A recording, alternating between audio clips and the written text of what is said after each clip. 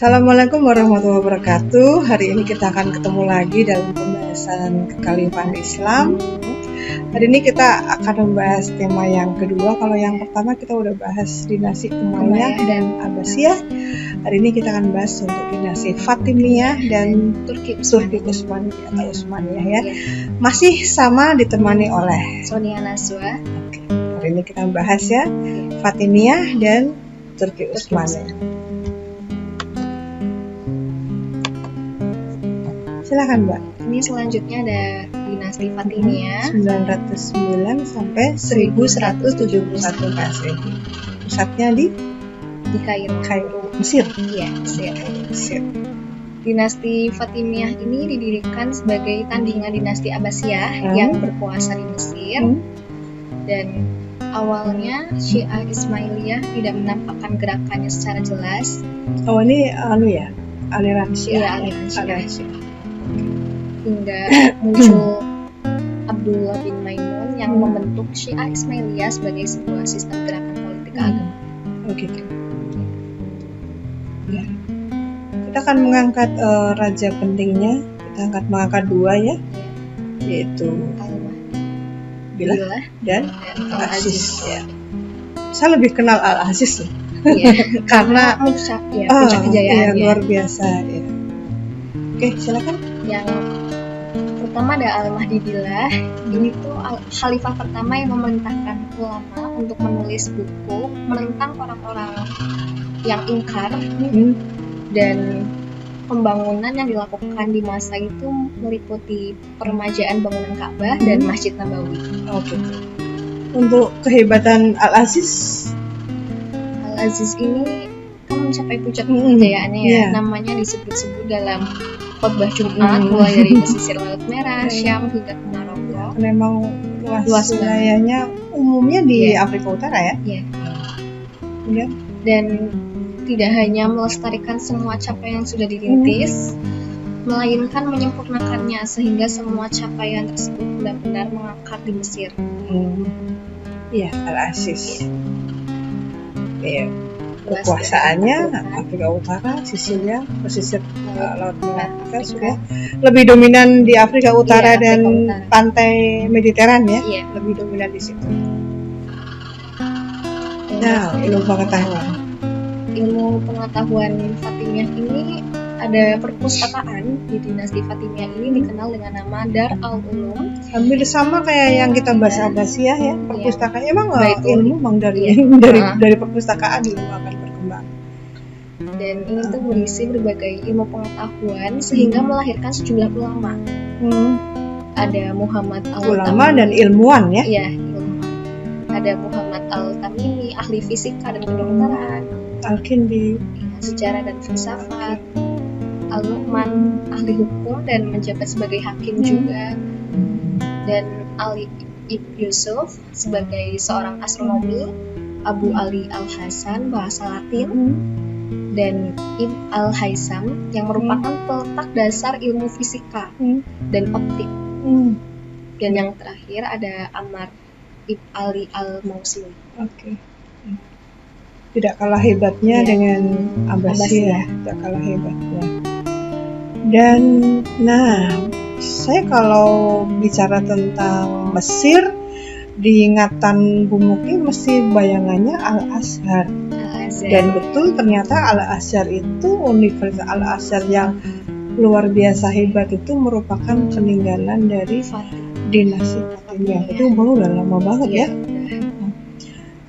Apa yang dicapai dari Universitas Al-Azhar? Karena juga ada Masjid Al-Azhar juga ya. Al-Azhar merupakan sentra ilmu pengetahuan juga kan. Ada di Al-Azhar ini tuh diajarkan berbagai disiplin ilmu seperti ilmu nakli, matematika, filsafat, fisika, kedokteran dan artinya ilmu keagamaan, ilmu dunia. Non keagamaan, ya semuanya dikembangkan di Al-Azhar. Dan ini merupakan sekali lagi sebagai bukti bahwa beda keadaannya dengan di Eropa. Ketika mereka mengalami suatu masa yang dikenal dengan nama abad tengah. Abad tengah. Justru di dunia Islam keilmuan mencapai tingkat yang sangat tinggi sekali ya. Kita lihat dari mulai Muawiyah, kemudian kita lihat dari Abbasiyah, Fatimiyah. Ya, semua ilmu dikembangkan dengan sangat luar biasa. Ya. Kemudian keruntuhannya ini ada lemahnya kekuasaan pemerintah, datangnya dari serbuan tentara salib. Iya, tentara salib ya.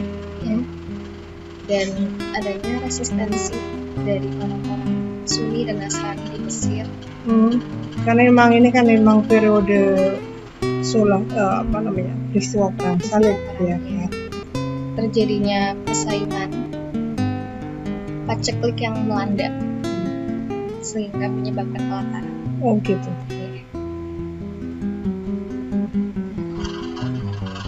Ini wilayah kekuasaannya dan udah ganti kita ya. Iya. Sudah ke Turki Utsmani. Ya, Turki Utsmani di Turki tentu saja ya. Iya. Pusat kekuasaannya.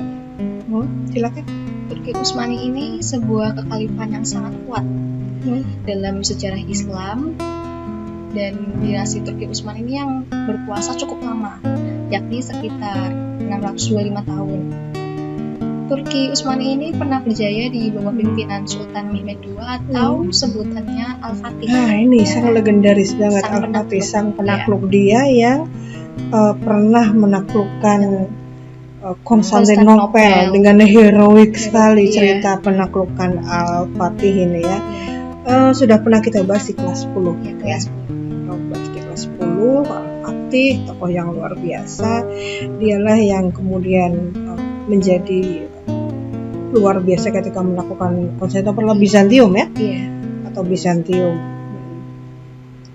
Silakan lanjutkan. Dan pada 1453 ini bangsa Turki di bawah kepemimpinan Sultan Mehmed II menguasai Konstantinopel dan menjadikannya ibu kota Kekaisaran Utsmani. Ya, ini juga berarti mengakhiri kekuasaan Romawi Timur.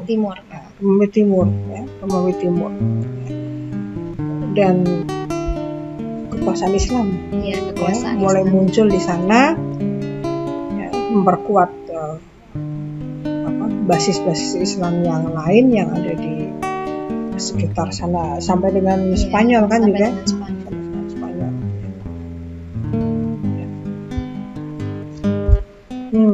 Ada dua yang kita angkat, Al-Fatih itu sendiri dan Sultan Selim. Oke, silakan. Sultan Muhammad Al-Fatih ini memilih pemimpin agama sendiri. Terus pemimpin diizinkan menegakkan aturan agama terhadap anggotanya, mengembangkan lembaga-lembaga seperti tempat ibadah, kemudian mengumpulkan pajak, menyelesaikan sengketa yang terjadi dan membebaskan dari wajib militer. Kemudian yang Sultan Selim I ini memahami 3 bahasa sekaligus, Arab, Persia, dan Turki. Kemudian berhasil mengatur pemerintah dengan cara yang memuaskan dan memperluas wilayah Daulah Utsmaniyah dari 2,5 jadi 6,5. Kemudian dikenal sebagai sosok yang ini mungkin di pusat pemerintahnya saja ya, yang 6,5. Kemudian dikenal sebagai sosok yang menyukai sastra Persia dan sejarah. Dan kalau kekuasaannya nggak mungkin 6,5 dong. Ya. Ini 6,5 di sini dalam konteks pusat pemerintahan.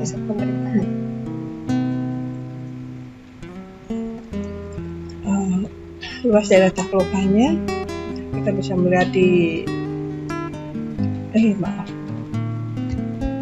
Sultan Turki di sini, Sultan Turki Utsmaniyah ya, Utsmaniyah yang memang pusatnya di Turki, meliputi sampai ke Eropa ya, Afrika bagian utara juga ya, dan Asia. Ya, ilmu pengetahuan yang berkembang di Turki Utsmani kurang begitu menonjol. Tapi tidak menutup kemungkinan hebat juga loh di bidang-bidang yang lainnya lagi. Iya, di bidang-bidang yang lainnya lagi kita melihat bahwa arsitektur itu Arsitekturnya. menjadi sangat dominan yang biasa ditaruh di Iya, dinding-dinding di masjid. dinding. Juga kita masih ingat gereja Hagia Sophia yang Iya, kaligrafi. kaligrafinya Keindahannya. diberi masjid ketika perebutan dari Konstantinopel itu kan ya. Kemajuan dan keruntuhan Turki. Yang pertama, kemajuannya ini pembangunan masjid. Kemudian bidang militernya sangat kuat. Reformasi militer besar yang mengubah wajah Eropa, memodernisasi beberapa sistem kemasyarakatan dan teknologi, memperluas wilayah Islam dari Sevastopol di Ukraina ke Baghdad di Irak. Masuk ke Eropa kalau udah gitu, Iya. udah Ukraina ya. Iya. Kemudian Lalu Islam semua. Iya. Oke. keruntuhannya ini, yang pertama ada pengganti Sulaiman I, tidak ada yang cakap dalam mengendalikan sistem pemerintahan. Pengangkatan bawahan tidak lagi didasarkan pada kemampuan mengatur daerah, namun pada perasaan suka atau tidaknya sang sultan. Sehingga kelihayannya dalam mengatur pemerintahan dipertanyakan kalau seperti ini. Iya. Apalagi adanya korupsi. Dibilang pokoknya kalau udah prestasi tinggi kerajaannya dengan kekayaan yang melimpah ya kan. Pasukan bayaran yang membangkang. Pasukan bayaran yang membangkang. Agaknya fenomenanya sama ya, untuk pasukan ini lebih banyak mengoptimalkan orang-orang bayaran ya, yang kesetiaannya sangat diragukan.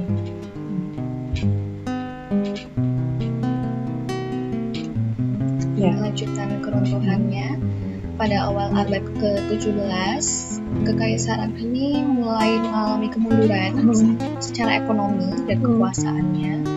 Kemudian kalau faktor lainnya ini lemahnya kepemimpinan sultan, dan kekaisaran ini membuat salah satu kesalahan terbesar dengan terjun dalam perang dunia besar. Iya. Turki, kerajaan Turki memang menjadi satu dari empat besar kerajaan di Eropa yang baru turun di perang dunia I, dan 4 kerajaan itu akhirnya nanti akan tumbang bareng. Ya. Turki salah satunya. Yang lain ada Rusia, ada Jerman dan sebagainya ya. Nah, ini merupakan strategi atau kekeliruan yang dianggap kesalahan. Terbesar ya. Dalam beberapa literasi disebutkan seperti itu. Ini adalah sumber-sumber yang diangkat oleh penulis. Oke, demikian yang bisa kita bahas di kerajaan Fatimiyah dan Turki Utsmani. Mohon maaf apabila ada salah kata dan salah tulis. Terima kasih. Assalamualaikum warahmatullahi wabarakatuh.